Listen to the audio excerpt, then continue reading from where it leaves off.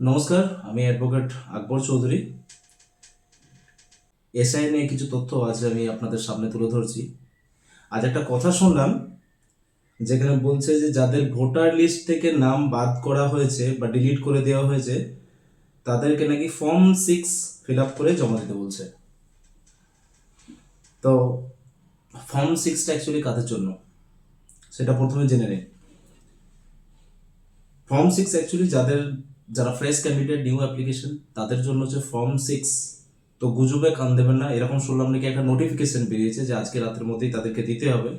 এরকম কোনো নোটিফিকেশন এখনো অবধি পাইনি।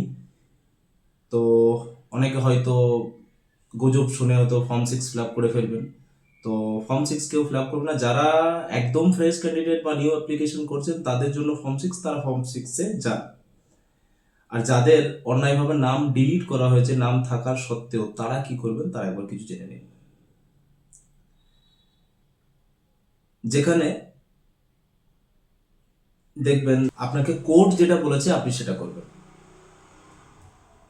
কোনো গুজবে কান দেবেন না। আবার বলছি, যাদের নাম বাদ গেছে নাম থাকা সত্ত্বেও অন্যায়ভাবে নাম ডিলিট হয়ে গেছে, তারা ট্রাইব্যুনালে অ্যাপ্লিকেশন করবেন।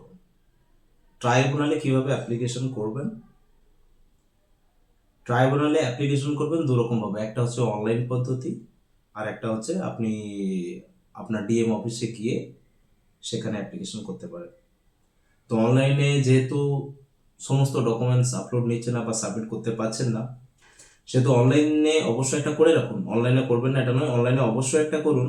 আর আপনার ডিএম অফিসে যান, আপনি আপনার সমস্ত যত নথি আছে, যত আপনার বার্থ সার্টিফিকেট মানে প্রথম থেকে শুরু করে আপনার বার্থ সার্টিফিকেট, রেশন কার্ড, আধার কার্ড, ভোটার কার্ড, সমস্ত বা পর্চার কাগজ বা এলআইসির বন্ডের কোনো কাগজ, আম, আপনার দলিল, এ সমস্ত যত রকম আপনার কাছে ডকুমেন্ট রয়েছে, সমস্ত ডকুমেন্ট আপনি অরিজিনাল প্লাস তার জেরক্স কপি নিয়ে আপনি রিটার্ন করুন। আর সেখানে গিয়ে একটা অ্যাপ্লিকেশন করুন। হ্যাঁ, এই যে অ্যাপ্লিকেশন বা আবেদন আপনি করবেন কিভাবে? আপনি আবেদন করুন, আপনার যা ডকুমেন্ট আছে সমস্ত ডকুমেন্টকে জেরক্স করে একটা অ্যাপ্লিকেশন করে তার সঙ্গে অ্যাটাচ করুন।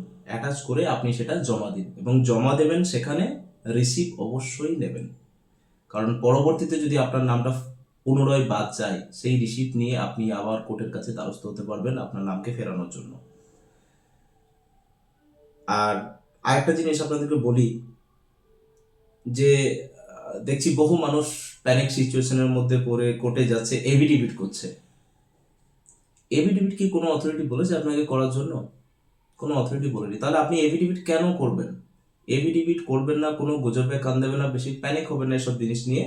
আপনাকে কোর্ট যেটা বলছে আপনি কোর্টের কথা মতো সেই কাজগুলো করবেন। কোনো মানুষের বা কোনো প্ররোচনায় পড়ে এসব কাজ করবেন না। এভিডেভিট করার কোনো দরকার নেই।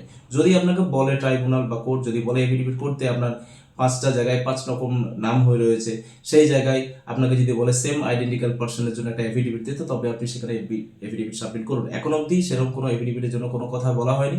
তো এভিডেভিট করার এখন কোনো দরকার নেই।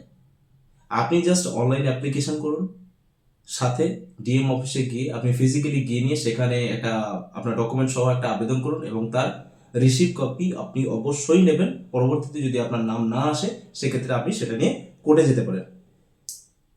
এই যে নিউ অ্যাপ্লিকেশন ফর্ম 16 কাদের জন্য? ফর্ম 16 হচ্ছে the representation of people act বলে একটা আইন আছে 1950। সেই আইনের 23 নম্বর ধারায় বলা হয়েছে ফর্ম 6 আপনি সেখানে করবেন। 23 নম্বর ধারাতে বলেছে যারা নিউ অ্যাপ্লিকেশন করবেন তাদের জন্য।